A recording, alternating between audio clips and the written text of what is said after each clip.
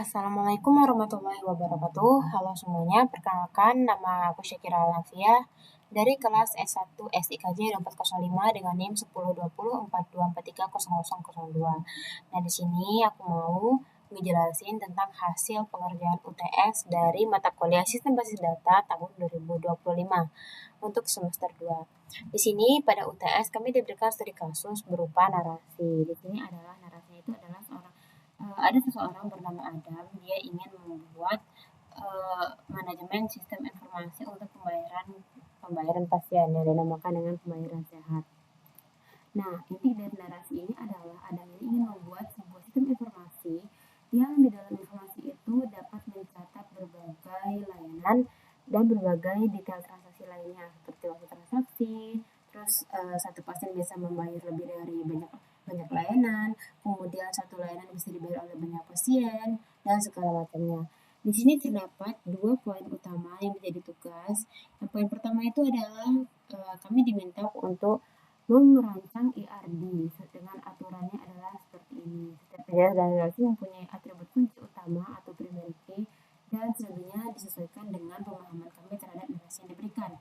Kemudian setelah IRD dibuat, kami diminta untuk membuat relational model, yaitu mengubah IRD versi CHAN tersebut ke dalam bentuk IRD atau relational model dalam bentuk tabel.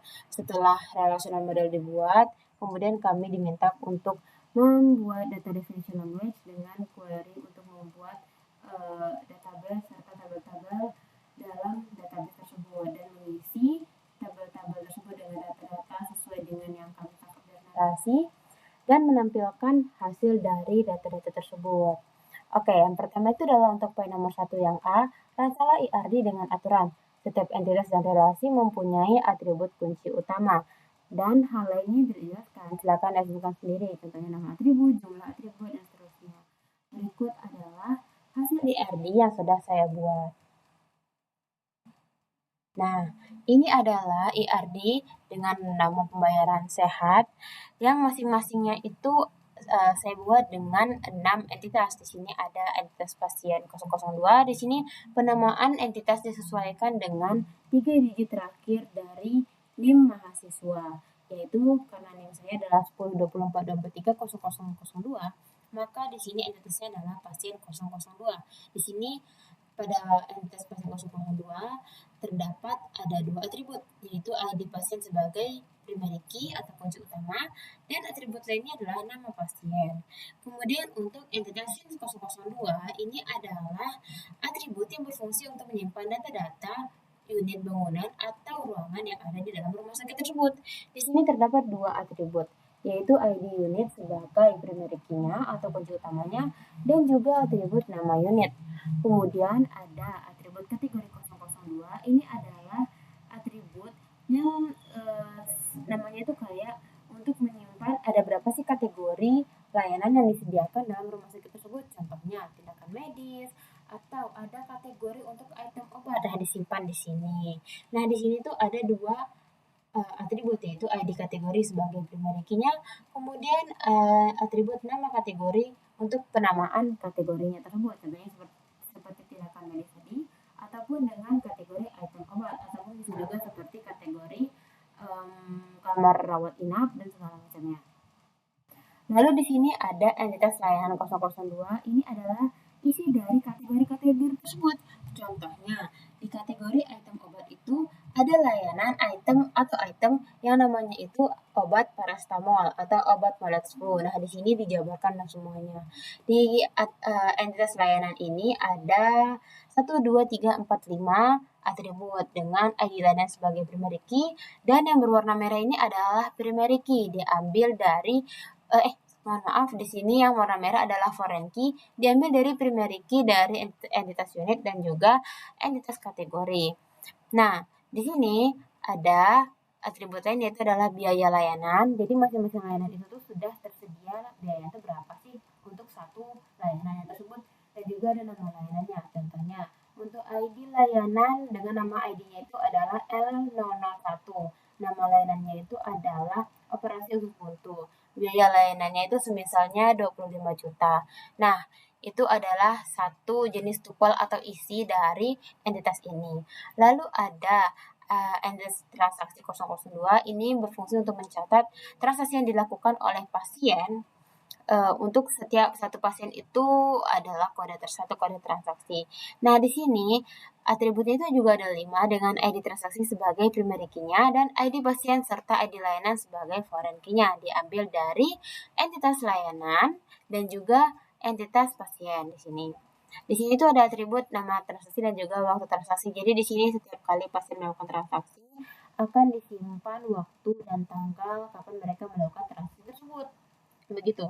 Lalu di sini transaksinya itu memiliki detail transaksi. Nah, detail transaksi ini bersifat one to many. Jadi satu transaksi ini bisa memiliki banyak detail transaksi. Contohnya untuk pasien dengan ID pasiennya itu adalah P001, dia itu mau membayar banyak layanan yaitu L001 dan L002. Maka di sini detail transaksi akan menjabarkan per masing-masing layanan yang dibayar. Nah, contohnya di sini ada ID detail sebagai primary key-nya, ID transaksi dan ID layanan sebagai foreign key-nya, total dan jumlah. Ini adalah total harga, dan ini adalah jumlah layanan yang dibayar atau yang dilakukan pembayaran oleh pasien tadi. Nah, jadi di sini itu adalah detail transaksi yang berhubungan dengan secara rinci ada apa aja sih layanan yang dibayar oleh si pasien. Dan di sini itu fungsinya untuk menjabarkan dari layanan yang dibayar, begitu. Nah, kita balik kembali. Ini adalah IRD versi Chen yang berisi dengan entitas, atribut, serta relasi. Relasi ini adalah hubungan atau kaitan antara satu entitas dengan entitas lainnya. Contohnya seperti ini, transaksi itu memiliki detail transaksi atau layanan ini detail transaksi ini membayar untuk layanan ini, contohnya begitu. Atau kategori ini memiliki layanan berbagai macam, contohnya seperti itu. Oke, kita lanjut ke poin yang B adalah mentransformasikan IRD versi yang tadi menjadi relational model. Nah, relational model itu apa sih? Relational model itu adalah kurang lebih juga mirip seperti IRD juga diagram, hanya saja dia dalam bentuk tabel. Dan dia itu memiliki ada poin-poin penting di dalamnya. Contohnya itu adalah relasi dan juga atribut seperti tadi. Oke, jadi ini adalah relational model dari poin B yang sebagai instruksi dari untuk poin nomor 1. Nah, ini adalah relational model hasil transformasi dari IRD versi Chen tadi.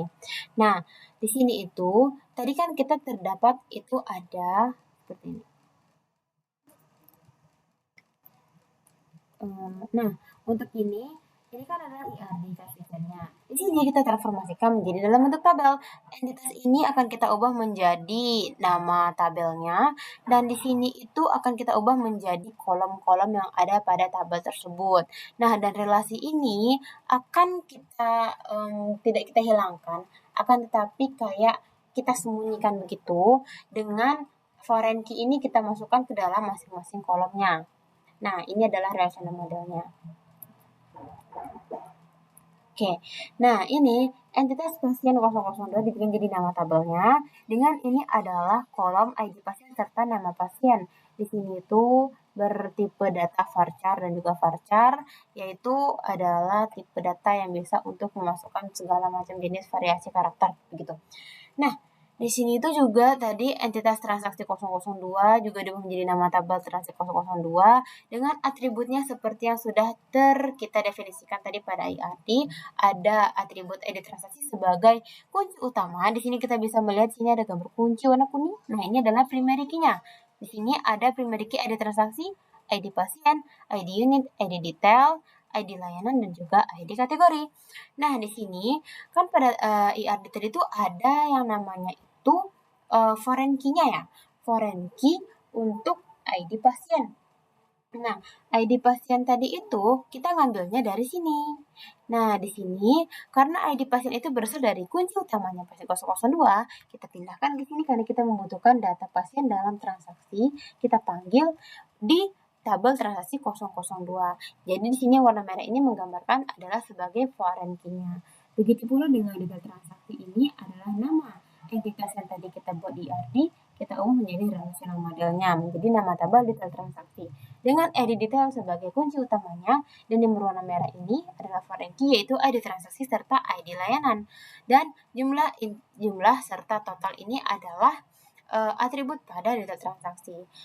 Dan contoh lainnya seperti pasien dengan transaksi, yaitu satu pasien bisa melakukan lebih dari satu kali transaksi. Dan di sini juga transaksi itu adalah one to many dengan detail transaksi, di mana satu transaksi bisa memiliki banyak detail transaksi seperti itu. Ke poin 1 yaitu yang C, buatlah script DDL atau Data Definition Language dari hasil relational model yang ada di poin B tadi. Nah, di sini kita udah bisa lihat, di sini itu relational modelnya ini udah dalam bentuk tabel-tabel dan kolom-kolom. Kita tinggal memindahkan data-data di sini itu menjadi Data Definition Language. Kita bikin database serta tabel-tabelnya ini kita simpan di dalam database menggunakan SQL. Di sini kita menggunakan MySQL Workbench yang berfungsi untuk menyimpan database. Nah, untuk query-nya atau sintaksnya itu adalah seperti ini. Nah, pertama-tama itu kita membuat create database terlebih dahulu. Di sini nama database-nya adalah pembayaran set 002 sesuai dengan narasi. Kita coba execute di sini. Oke, jika di sini terdapat tanda centang hijau, maka bisa kita artikan bahwa eksekusi tersebut berjalan dengan lancar atau tidak ada error di dalamnya.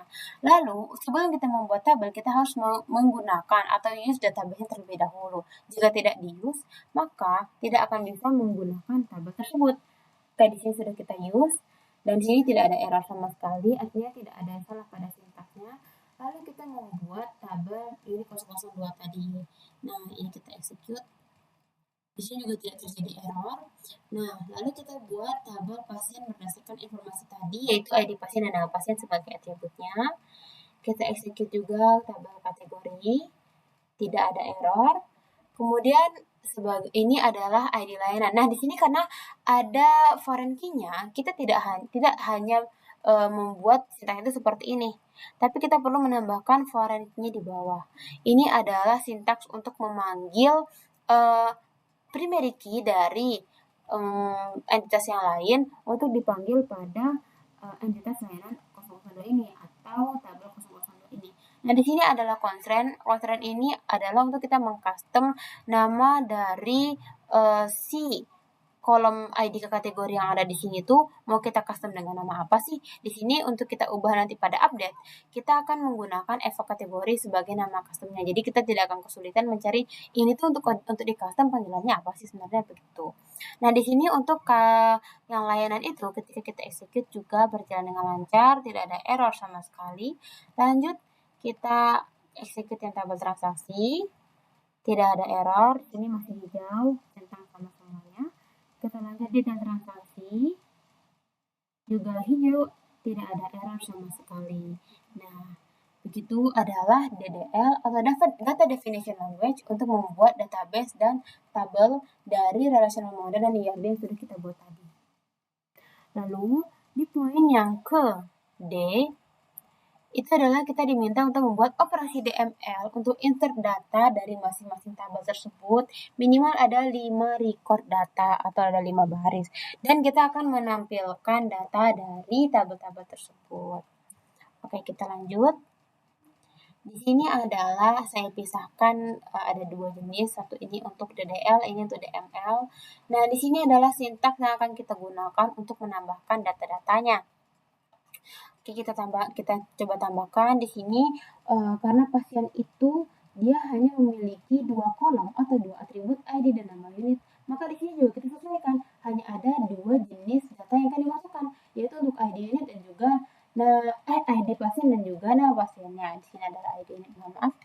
Oke, kita coba run dulu apakah berjalan dengan lancar. Berjalan dengan lancar teman-teman semua. Lanjut, kita tambahkan data untuk ID. Untuk tabel unit, kita tambahkan datanya adalah ini. Berjalan dengan lancar. Oke.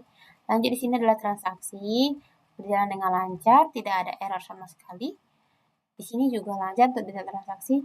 Nah, sekarang kita masuk untuk menampilkan data-datanya. Di sini cara menampilkan datanya kita tinggal blok. Atau tadi tinggal kita blok lalu kita tekan yang bagian sini. Akan muncul data begini. Nah, ini adalah data dari tabel unit. Di sini dapat kita lihat sesuai dengan relasi nama modal yang telah kita buat sebelumnya. Ini adalah kategorinya. Ada kategori obat, rawat inap, pemeriksaan laboratorium, tindakan medis. Nah, kita bisa lihat nih, tindakan medis kan ada banyak ya, kayak konsultasi dengan dokter atau pengecekan kesehatan. Nah, di sini kita bikin jadi satu kategori. Oke, lanjut untuk layanan, kita execute. Ini adalah penjabaran dari kategori tersebut, teman-teman. Di sini kita bikin satu kategori memiliki satu jenis layanan. Di sini. Oke. Ini kita lihat nih, ID kategorinya tuh ini bermacam-macam kan, berarti satu kategori ini kita beri contoh untuk satu layanan contohnya tersebut. Oke, lanjut kita execute yang lain. Ini adalah data dari transaksi yang sudah dilakukan lengkap dengan tanggal dengan waktunya. Oke, lanjut ini adalah detailnya, yaitu layanan yang dibayar oleh per masing-masing pasien. Nah, ini dia. Terdapat jumlah layanannya itu ada 2, maka akan dikali 2 dengan ini tadi, sehingga totalnya pun juga ada di sini. Dan ini adalah DDL serta DML dari poin 1. Maka di sini poin 1 selesai kita jalankan, selesai kita lakukan. Oke, sekarang kita lanjut ke poin yang kedua. Ini adalah untuk menormalisasikan database atau data-data yang sudah ada. Di sini tuh kita masih bisa lihat, ini tuh data-datanya belum dinormalisasikan.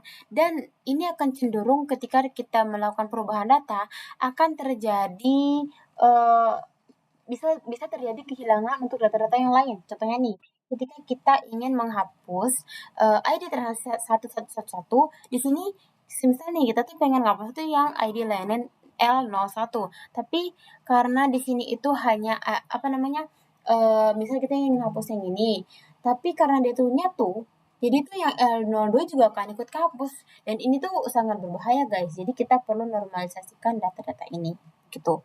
Nah, tahapan normalisasi itu ada beberapa tahap. Contohnya itu kita mengidentifikasikan terlebih dahulu bentuk tidak normalnya, lalu kita bikin bentuk normal pertama, kedua, dan ketiga, seperti yang ada di sini, instruksi yang di sini. Oke, ini adalah hasil normalisasinya. Pertama kita identifikasikan terlebih dahulu di sini karena L01 dan L02 ini masih bergabung ke satu baris di sini. Kita harus pisahkan guys. Cara pisahnya gimana? Tinggal kita tambahin lagi satu baris di bawahnya agar masing-masing baris ini memiliki satu baris yang full satu sama lain.